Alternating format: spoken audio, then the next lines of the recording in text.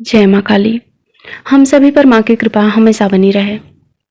एक भाई का प्रश्न था कि उनकी दृष्टि की 4 परतें खुल गई हैं। 5वीं परत खुलने में कितना टाइम लगेगा? कुछ 4 साल का समय बताया होगा कि 4 साल से वो जाप कर रहे हैं, तब जाकर उनको 4 परत का अनुभव हुआ है कि उनकी 4 परतें खुल चुकी हैं।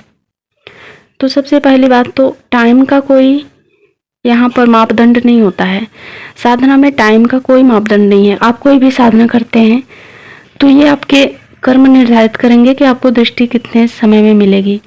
कुछ लोगों को तो 1-2 महीने में ही मिल जाती है, कुछ लोगों को जन्म से मिली हुई है, कुछ लोगों को बिना साधना किए ही मिल जाती है। तो इसका कोई मापदंड नहीं होता है। और अगर आपको लगता है कि चार परत पे आपकी दृष्टि अटकी हुई है तो उसका भी आप थोड़ा सा कारण जानने की कोशिश करें। 4थी परत तक आते आते यानी कि हर कोई आ सकता है साधना के जरिए, मंत्र जाप के जरिए, ध्यान के जरिए। लेकिन वहाँ पर रुकावटें जो हमारे पितृ होते हैं, हमारे कुल देवी देवता होते हैं, वही लोग करते हैं। क्योंकि जब हम उनको छोड़कर किसी अलग साधना में लग जाते हैं, जैसे कि हमारे घर के माँ बाप हैं, बूढ़े बुजुर्ग हैं, उनकी सेवा छोड़कर हम किसी भी मिनिस्टर वगैरह की सेवा करने लग जाएं तो उनको ज़रूर दुख होगा। उसी तरीके से जब हमारे पितृ खुश नहीं होते हैं तो वो बाधाएं उत्पन्न करते हैं। जो हमारी दृष्टि है वहाँ तक तो पहुँच गए पर उससे आगे बढ़ने ही नहीं देंगे वो लोग। तो सबसे पहले ये कारण आप ढूंढिए कि कहीं आपके पितृ नाराज तो नहीं हैं, या फिर कहीं उनके ऊपर बंधन तो नहीं की गई है। अगर वो बंधन मुक्त होंगे, बंधन अगर किया हुआ होगा तो जो बंधन करने वाला रहेगा वो आपके दृष्टि को खोलने में बाधा पैदा कर रहा होगा। जैसे कि कोई नेगेटिव शक्ति हो गई, कोई नकारात्मक ऊर्जा हो गए, भूत पिचास हो गया। भूत तो नहीं, भूत तो छोटे लेवल का होता है, पिचास वगैरह का काम हो सकता है। जो बड़ी बड़ी शक्तियाँ होती हैं, नेगेटिव शक्तियाँ, वो आपके पितरों को बांधती हैं, फिर वो आपको भी आगे नहीं बढ़ने देती हैं। तो यहाँ पर सबसे जो मुख्य कारण दिखाई देता है वो यही होता है कि जो हमारे घर के पितृ होते हैं, या तो फिर वो नाराज होते हैं या फिर कोई नेगेटिव शक्ति उनके ऊपर बंधन करके रखती है। और जब हमारे पितृ खुश होते हैं, वो पूरी तरह से संतुष्ट हैं, उनको अच्छे से उनकी जो थोड़ी बहुत तो करना होता है, ज़्यादा कुछ करना नहीं होता। अमावस्या वगैरह पर उनके लिए खाना वगैरह निकाला जा रहा है, उनको हर चीज़ पहले ऑफ़र की जा रही है। घर में कोई नया सामान आया, घर में कुछ भी अच्छा काम हुआ तो उनको पहले हम ऑफ़र करते हैं, उनको बुलाते हैं कि ये सब कुछ आपका ही है, ये हमने नया शुरुआत किया है। जब ये चीज़ें हम करते हैं तो वो खुश रहते हैं, फिर वो आपकी साधना में बाधा नहीं पैदा करते हैं। जब वो खुश नहीं रहेंगे तो वो बाधा पैदा करेंगे। या फिर आपके घर में पितृ नहीं है, मान लीजिए आपके घर में कोई नेगेटिव शक्ति है, किसी ने छोड़ रखा है या फिर पहले से है, या फिर अभी आपने उठा कर लाया किसी धाम वगैरह से जाकर, तो वो शक्तियाँ भी आपको आगे बढ़ने नहीं देंगी। आपको लक्षण दिखाई देंगे, तरह तरह की चीज़ें दिखाई देंगी, लेकिन आप उससे आगे कुछ भी समझ नहीं पाओगे। बस ये गोल गोल घूमने वाला काम हो जाता है।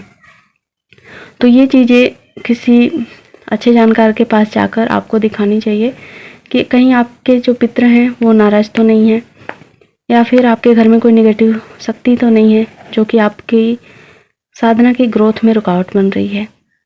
या फिर आपने गलत इष्ट के मंत्र जाप कर रहे हैं, यानी कि आपके इष्ट है ही नहीं, गलत तो कोई हो नहीं सकता इष्ट, यानी कि आपने आपके जो इष्ट होने चाहिए उनका मंत्र जाप ना करके कहीं कुछ और मंत्र जाप किया है, तो इससे भी थोड़े समय में रुकावटें आ जाती हैं। थोड़ा समय में तो हमें अनुभव होते हैं सब कुछ, लेकिन इससे भी बाधाएं आती हैं। कल ही मैंने एक बच्ची से बात किया था, तो उनको महादेव से बहुत प्रेम है, वो महादेव को पाना चाहती हैं।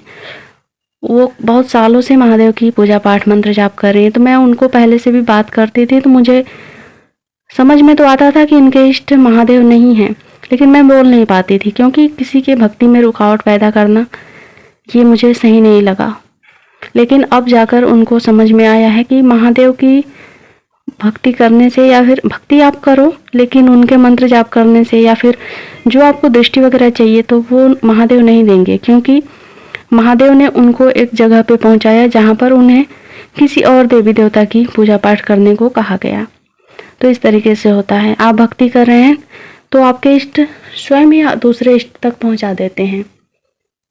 कोई भी देवी देवता की आप पूजा शुरू कर सकते हैं, करना चालू करें, आप धीरे धीरे आपको रास्ता दिखाई दे जाएगा। कोई ना कोई ऐसा व्यक्ति मिल जाएगा जो आपको बताएगा कि ये इस वाले इष्ट की साधना ना करके आप दूसरे इष्ट की साधना करें, उनके मंत्रों का जाप करें। तब आपकी ग्रोथ फिर से शुरू हो जाती है। जहाँ पर रुकी हुई है उससे आप आगे बढ़ सकते हैं। तो इस तरीके से चीज़ें होती हैं। तो मेन जो बाधा पैदा करती हैं तो वो प्रेत हो गए या फिर जो नेगेटिव शक्तियाँ हैं वो हो सकती हैं। समय का तो कुछ भी नहीं है, समय कुछ मायने ही नहीं रखता है साधना में। तो समय के ऊपर आप ना जाएं, इन चीज़ों पर ध्यान दें, आपको रास्ता ज़रूर मिलेगा। माँ की कृपा होगी तो सब कुछ सही हो जाएगा। उम्मीद करती हूँ इस वीडियो से आपने ज़रूर कुछ जाना होगा, सीखा होगा। मिलती हूँ नेक्स्ट वीडियो में, तब तक अपना ख्याल रखें। जय माँ काली।